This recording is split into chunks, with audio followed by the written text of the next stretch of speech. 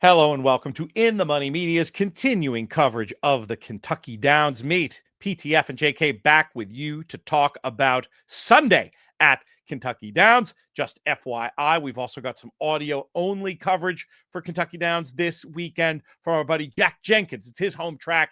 He's helped us out with Kentucky Downs coverage over the years. We'll be having a slightly longer conversation over there. But we are back on the YouTube channel. We'll post the audio of this as well.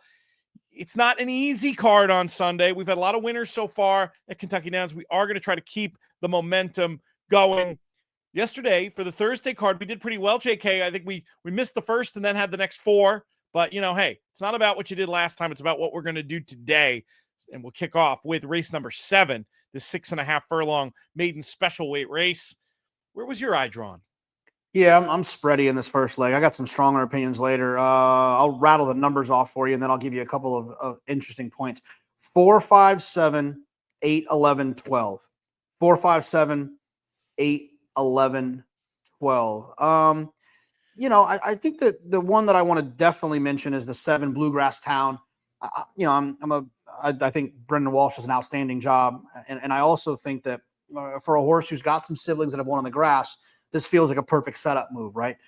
Take them over there, give them a run on the dirt, set them up perfectly for that second start at Kentucky Downs when you're running for $187 million.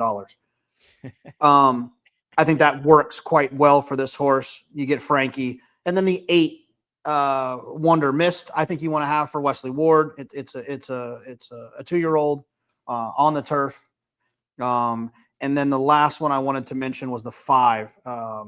I think Vicky Oliver is sneaky at these types of meets. I think she points to these races. I know BBN Racing as a whole points to these spots too. I think they're really smart in that regard of understanding that you can pick up a big purse like this. You can get your partners out for a year of training. And when you have partners and you're trying to build your business like BBN is, I think that goes a long way to targeting spots like this. So I'm going to spread like crazy, but those are the 3 that I wanted to at least add a little commentary to. One overarching thought on the race, obviously the tote board will have signal, and Jess Stafford, who's been doing a great job on the broadcast for Kentucky Downs. Hear what she has to say. She's got some good insights as well. I put the 12 on top. Brave face for Jack Sisterson. Looked very interesting first time out. Good workouts and very interesting blood being by gun runner out of a stakes winner on the grass. The 4 Chasing Freedom was another firster that had a live look, good breeding, sharp looking work tab. I had the 8 and the 11 as ones to mention. Jack Jenkins pointed out in the other show to keep an eye on the 14 should that runner draw in. But I think we're aligned in the idea that this is kind of a spread and survive, and we really need that real-time info before we knuckle down to our final answers. Let's go to race number 8. We've got this moneyed allowance optional claimer going a mile on the turf. And I wanted 2 runners in here. Jack was in agreement. I put the 6 Strikingly Spun on top. Big win last time against the favorite and closed well wide on a day when I thought that the pace was just even. I was impressed with the way this one ran. That horse that's the presumptive favorite for our friends at 10 Strike Racing, She's Looking Lucky, is another one that I want. Not disgraced at all on the prep day and could improve with a cozy rail draw in a race without much pace. 6-1 for me. How do you see it? Yeah, I'm on those 2 as well, the 1 and the 6, but I also want to have the 2 Sabalenka. I think when I've learned about these types of sequences like this, especially when there's 12 horses in a race, if you can just lock it up, take a deep breath and know that you can't lose if you use 3 horses in a 12-horse field, I think there's some value to that. And that's how I feel about this race. I feel like with the 1, 2, and the 6, I'm locked and loaded. But I want to make sure I have the 2. I thought that horse ran well last time at Saratoga. Got a nice figure. And there's been 2 horses that have won and 2 horses that have run second out of that race, which makes me feel comfortable that it is as fast as I thought it was. How would you grade them, or what order would you put it in the 1, 2, and 6? I mean, if I had to single one, I'd probably single the 1. But I think that, like, from a value standpoint, I'm good. 1, 2, 6, all as A's, using them equally. Sabalenka could have a big night Saturday night down the road. Well, it's a little farther than down the road from me, but up at the tennis center, and maybe gets a namesake winner on Sunday afternoon as well. Let's talk about race number 9. Stakes action here in the form of the Juvenile Mile. Just $1 million in the pot for these 2-year-olds. JK, where will your dollars go? Well, my iPad died, so that's going to take me a second and a half, but I have them pulled up here. I'll still be able to get there if you I can just go give me. first if you want. No, yeah, go first. The good thing about having the iPad is that I use my iCloud. So everything that I write on my iPad goes into a folder on my desktop, so I can always get to the circles that I need to get to. So I'm Has ready that whenever bailed you you are. out? I'm good. Has that bailed you out on national TV ever? Or is this a Oh my first? gosh, it bailed me out. I'll go ahead. I'm going to single here. I'm going to single the 7 Street Beast, who it's not often that you see a horses that will run twice at the meet. But this horse ran extremely well in that allowance race, going 6.5 back on August 28th. Got a fast figure that day, comes right back in here, shows up in this spot. I love when horses come back quick off short rest. It just doesn't happen enough nowadays. But I think when it does happen, it typically is going to be something that can be rewarding. So I'm ice cold with the 7 here for Ben Colby. I get it. Street Beast, my top pick as well. Back quick, but anything like that run on the 28th. And this horse is bred for the added distance. Turf Dam won stakes at a mile plus, and being by Street Sense, I really love this horse. Another quick back that I wanted to keep on side where possible was the 2 Saborio.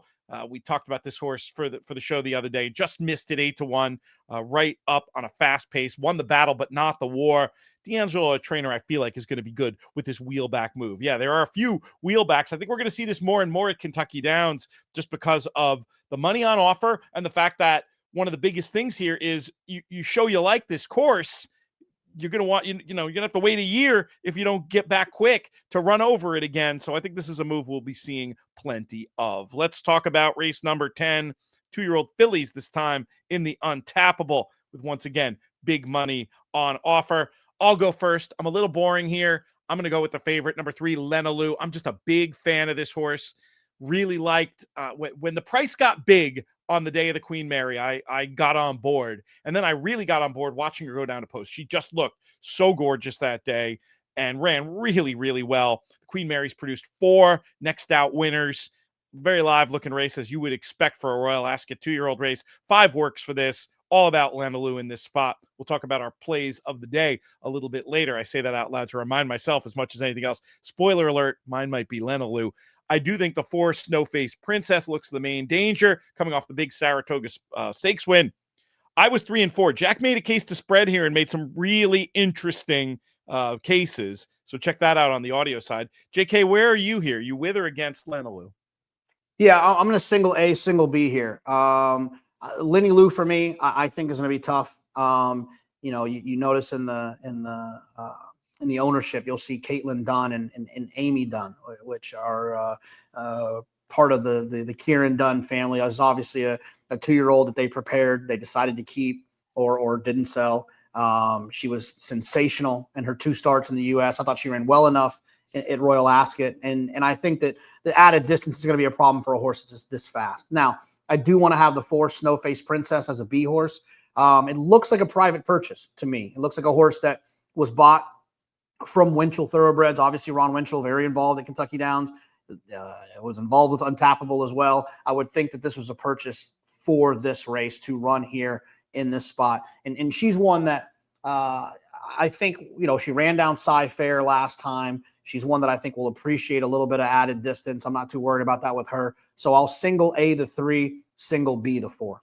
Yeah, this was actually one that was in, I think, the digital sale at Saratoga, sold for $775 in there. But you're probably right. Winchell now with a house horse to try to get some of that big money on offer there at Kentucky Downs. Let's move to the nightcap, the race that will decide how we end up in all our late picks. We go 1 mile and 5/16 for these 3-year-old maidens.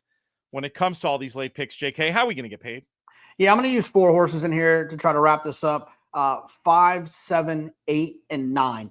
It's not often that you see Chad show up with a bunch of horses here. I think that there's certain types, certain ownership groups that he'll send them over there for. But when he does show up, they can often run well. So I thought Gold Sovereign was one who ran the mile at Ellis for Chad and was wide all the way around there and just feels like the kind of plotty type that will appreciate a little bit of added distance. So I wanted to make sure I had that one. And then the 9, Crystal Hill. I thought the 1.5 mile race last time, being forward, being involved, a horse that I think that can kind of make their own good trip in a spot like this. So I wanted to have that one as well. And then the 5 for Whit Beckman. Let's not forget that that Whit Beckman worked for a couple of good trainers, worked for Todd Pletcher, worked for Chad Brown. I think sometimes when you could find guys like that have kind of got the right pedigree, you can expect them to have big things, do big things, and to continue to improve. A horse that has tried to sprint a little bit, tried to go a little bit longer. The longer was probably the better. They're going to take even a bigger shot going even further. I thought was an interesting try to change up here. So putting the blinkers on as well. So a horse you're stretching out that you had sprinting, that you're going to try to get to go 1 mile and 5/16, and you put the blinkers on. To me, that means that there's something they're trying to solve from a focus standpoint, and I'm hoping the blinkers will do that. The rails are also coming down this weekend at Kentucky Downs, which sometimes, especially when it's dry, can lead to speed. Everything you're saying, I'm not sure that 5 is going to be able to hang around at the end, but you're going to hear the name called several times going this 1 mile and 5/16. And I'll second that idea of Beckman as a trainer whose horses I follow. I got some different ideas, pedigree type ideas based on the 1 mile and 5/16. I am with you on Gold Sovereign. We'll get there. But I like the 6 English Rocker in the top spot, a Rock-In pedigree being by English Channel out of an Arch mare who ran 90s on the turf and was multi-stakes placed. Could be seen to good effect here. The 8, lots to like. Solid first out effort. Chad in the corner. He's been unlucky not to have more winners or any winners maybe at this meet, but feels like they've all been hitting the board. And this English Channel Kitten's Joy Cross is one that I love at Kentucky Downs. One other I'll mention. When do you get to back a 3-time winner in a maiden race? Well, you get to do that with 13, 2 past 8. This horse running over hurdles, has 3 wins over hurdles, still eligible for this because of maiden on the flat. And this is one in the field. We have no doubt about the ability to get the distance. I don't mind spreading further, but 6, 8, and 13 were my main ones in here. How about your play of the day, JK? Which direction are you going to go? Yeah, I'm going to play a double starting in race 9. Okay. Starting in race 9, the double will be the 7 Street Beast into the 3 Lenny Lou. An ice cold double there, 2 favorites. Hoping to get maybe 6-1 on that.